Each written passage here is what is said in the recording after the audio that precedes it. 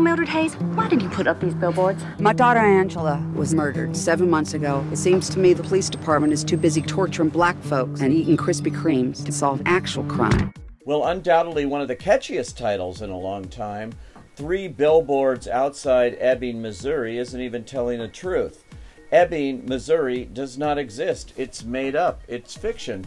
Although writer-director Martin McDormand, who put this movie together, is a fan, as he told me when I talked to him not long ago, of traveling America's back roads. And he once ran into a town they stopped in where he saw all of these billboards lined up addressing the sheriff in the town about a woman who was murdered. It piqued his curiosity. Although this movie is not based on the facts of that case, that inspired him to create a fictional account of that, one that has turned out to be very timely indeed.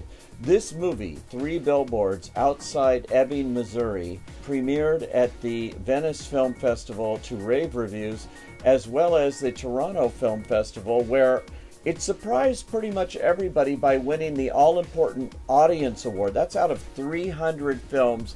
Clearly, it has some connection to people watching it, some visceral connection. It is all over the place. A very dark comedy is probably the best way to describe 3 Billboards, but there's so much more to it. You didn't happen to pay a visit to the dentist today, did you?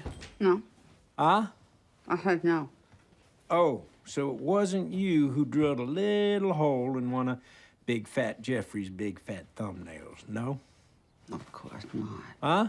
I said, of course not. Frances McDormand, in one of the best performances of her career, probably certainly since her Oscar-winning turn in Fargo, plays Mildred Hayes. This is an angry woman. She is an angry mother whose daughter was raped and murdered but gets no answers from the town, from the bureaucracy of the government, from the sheriff. And she buys 3 billboards right outside of so-called Ebbing, Missouri, where she throws him under the bus, basically saying, why have you not done anything about this case in all the months since the murder happened? And that is just the beginning, as we see her character and every other character has shades of gray, black, and white. There is all sorts of things going on in this. Nobody is a saint here, but all of them are fascinating characters in this movie that is anything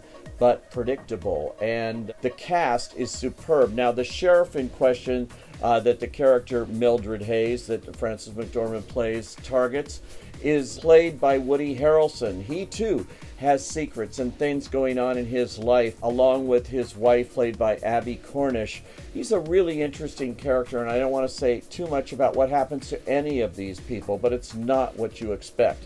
His deputy, his number 2, Officer Dixon, is played by Sam Rockwell. Now, this is a guy who is right out of the South, right out of every kind of stereotype you can imagine. A racist person, to be sure, someone who is loose, a mama's boy, violent, and prone to a lot of unpredictable acts. Yet he is very three-dimensional in and of himself, and certainly capable of redemption. Does he go there? Well, you're going to have to see the movie to find out. When the DNA don't match no one who's ever been arrested, and when the DNA don't match any other crime nationwide, and when there wasn't a single eyewitness from the time she left your house to the time we found her, well, right now, there ain't too much more we can do. The whole cast here is really terrific. In addition to the leading characters, we have Peter Dinklage, who's an admirer of Mildred Hayes. There's John Hawkes, who plays her ex-husband, and he's hooked up with this bimbo-like character. There's Lucas Hedges of Manchester by the Sea, an Oscar nominee last year. He plays her son.